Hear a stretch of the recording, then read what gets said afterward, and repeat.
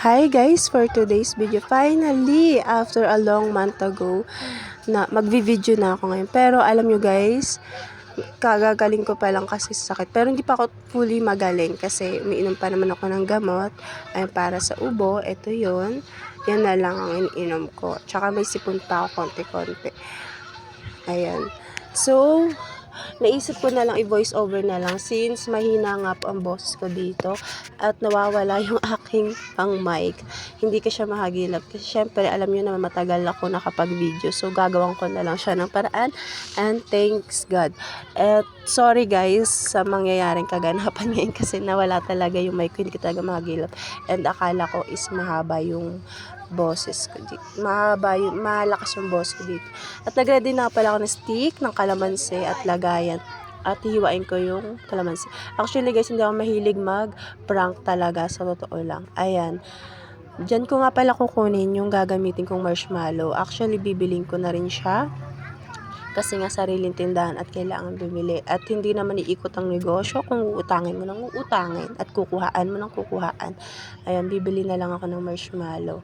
Ay, natatawa pa ako guys. Kala mo naman, di ba? Actually, kinakabahan ako dyan kasi sa totoo lang, hindi talaga ako mahilig mag-prank. This is my first time to prank. Ang gusto ko lang kasi gawa ng video is mga mukbang foods, puro ganun lang. Pero nag-decide na lang ako muna mag-prank kasi since hindi pa nga ako masyadong magaling. At nakakita ako sa video na magandang prank siya. Actually, etong prank na to is hindi siya delikado, safe siya sa mga bata at sa mga pamangkin ko especially. Don't judge me guys kasi hindi ko talaga ugaling mag-prank sa totoo lang. Pero eto, ginawa ko lang is parang katawaan na lang din kasi gumaganti lang din ako sa mga pamangkin kong makukulit. Trip to trip ako niyan tuwing lalabas ako ng bahay, lagi akong ginugulat. Minsan hinahagisan ako ng mga laruan, pero mga insekto, pero walang video. Hindi ko alam kung anong trip nila kasi halos kami na lang talaga guys yung magkaka-vibes. Nakaka-vibes nila ako syempre kasi hindi ako nagagalit. Natutuwa lang ako na sige, hintayin nyo na lang gumanti ako. Gaganon lang ako, tas gaganti ako sa kanila, pero hindi rin naka-video minsan. So this is the first prank na binidyo ko. Pero madalas nagpa-prank kami sa bawat isa, pero hindi talaga nagbi-video. Pero yun sa totoo lang, eto, nanginginig pa ako, kinakabahan ako kasi bini-video ko at hindi ko talaga trip mag-prank na ganito kalala. Hindi naman sobrang lala kasi kalamansi na yung ginagawa ko. At isa-isa lang naman kada isang bata. So, safe naman siya. Ayan. Wala naman napapahamak dito sa prank na to. Di katulad ng ibang prank na grabe, delikado. Syempre, mga bata ang pamangkin ko, di ba? At hindi ko na sinali yung mga sobrang bata. Sabi ko, wag na silang sumali kasi alam niyo naman, baka syempre hindi maganda yung effect sa kanila. Gusto ko yung mga batang medyo malalaki na yung mga pamangkin ko. Sobrang dami ko pala guys na pamangkin. Tapos, dalawa lang anak ko. And nag-decide ako na i-prank na lang yung mga malalaki kong pamangkin. Yung mga 7, 10, 12 years old. Kasi sila, alam nila yung natitikman nila. Tapos, alam nila kung ano yung magiging reaction sa kanila, yung pakiramdam nila. Unlike sa mga maliliit pa, hindi mo pwedeng i-prank kasi syempre mamaya hindi pala sila pwede sa maasim, mamaya sumasakit yung tiyan, diba? So, ganun lang. Pero hindi ko na sila pinasobra. Kahit gusto pa nila manghihi ng isa pa na ganong pagkain, hindi ko na sila binigay. Sabi ko, wag na, doon na lang to sa isang bata, sa isang pagkain. Kasi mamaya kung ano mangyari sa inyo, sagutin ko pa, diba? So, yun lang. Gusto ko lang naman ng katuwaan since magdi-December na din at wala din ako maisip na i-video i-share sa inyo. Pero eto, nakakatuwa to guys. Sobrang nakakatawa to. At ayan siya.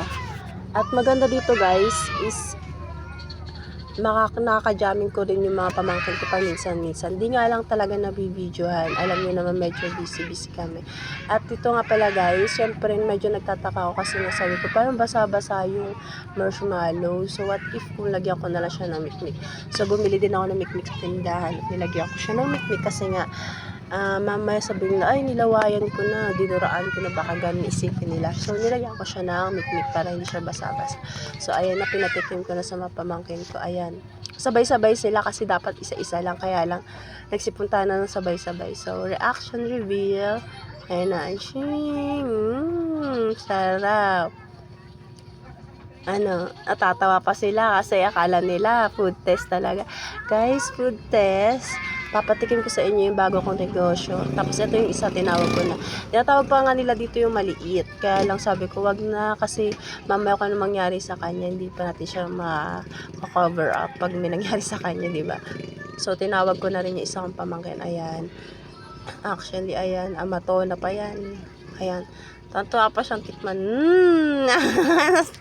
Bigla siyang lumabas. Ayun na, guys. Ayan.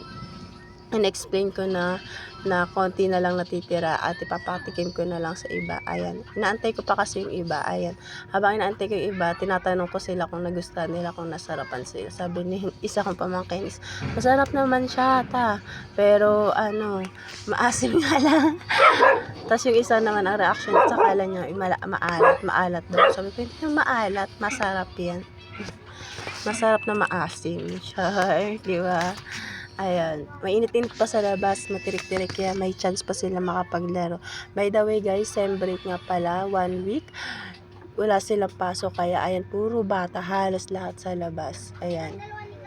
Tinatanong ko sila dito kasi kung ano na yung pakiramdam na. Tapos pinapatawag ko nga pala yung ibang pamangkin na ipaprank ko. Ayan, yung isa, pinatawag ko na. Siya nga dapat pala yung unang-unang ipaprank ko kasi hindi siya maingay. Kasi yung isang pamangkin ko sobrang ingay noon. Kaya, sabi ko food test na. Pero natatawa-tawa pa siya kasi nga, hindi niya ina-expect na ipapakainin ko siya ng ganun.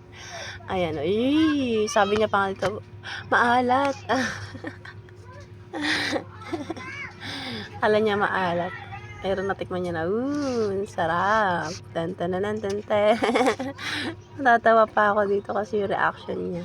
Grabe yung tawa niya. So, ayan. Ayan na sila. Ayan na isa, pinatawag ko na rin yung isa. Etong isang to, mahirap to i-prank kasi may pagdududa to dahil mahilig to manood ng mga video-video. Siyempre, nangangamba siya baka i-prank ko siya. Tapos nakita niya pa naka-video ko, kaya parang nag-aalangan nga siya. So, nahihirapan ako. Sabi ko, kung hindi niya titikman, okay lang. Kung ayaw niya, okay lang din. Pero, since nag-decide na siyang tikman, ayan, titikman niya na daw. Kaso hindi niya tinikman ng lahat. Kaya, boom! Ayan, medyo natatawa ako sa kanya kasi nung una talaga may pagdududa siya. Sabi niya, sabi ko, it's a prank, guys. Prank lang yun. Huwag kayong yung seryosohin. Prank lang yun. Yung nagpag-prank yung tita nyo. Char, mahilig daw. Yung first time ko nga mag-prank. Actually, sila talaga nangihilig mag-prank sa akin eh. So, nadala na rin ako sa kaprank nila sa akin. Kaso hindi naman nabibigyan eh. Buti nga kamo wala silang cellphone. Yung iba sa kanya may cellphone pero hindi naiisip na mag-prank, gumawa ng videos, mag-vlog. Buti na lang. Kasi kung nagkataon, kotang-kota sila sa akin, girl. Guys, kotang-kota sila sa akin. Kakaprank nila. Kasi trip na trip talaga nila ako. Etong isa may pagdududa pa to. Pinatawag ko yan. So, ayan, tinikman niya. Ayan. Hindi niya daw gusto yung lasa. Boom. Ayan. Binigay niya doon sa isa. Sabi niya, asim. Nataka siya bakit daw siya pinaakyat sa taas. Hindi niya akalain ganyan pala yung mangyayari. It's a prank, daday. Sorry guys, na-prank pa na naman kayo. Kasi trip na trip niyo ako palagi tuwing lalabas ako, trip na trip niyo akong i-prank. Ayan, habang inutusan siya ng nanay niya, pinrank ko na rin siya. So, ayun guys, thanks sa sa panonood at thanks din sa mga batang na prank ko sa uulitin. Kahit hindi ako masyadong magaling ngayon, pinilit ko, kumilos ako at gumawa ako ng paraan para makapag-post at makapagpasaya ulit ng mga videos. Sana magustuhan nyo. Huwag nyo po akong i-bash at mga pamangkin ko naman po ang pinrank ko. Hindi naman po ako nagsali ng iba pang bata. So, sana magustuhan nyo yung video na to at sana makapag-request pa kayo ng mga video.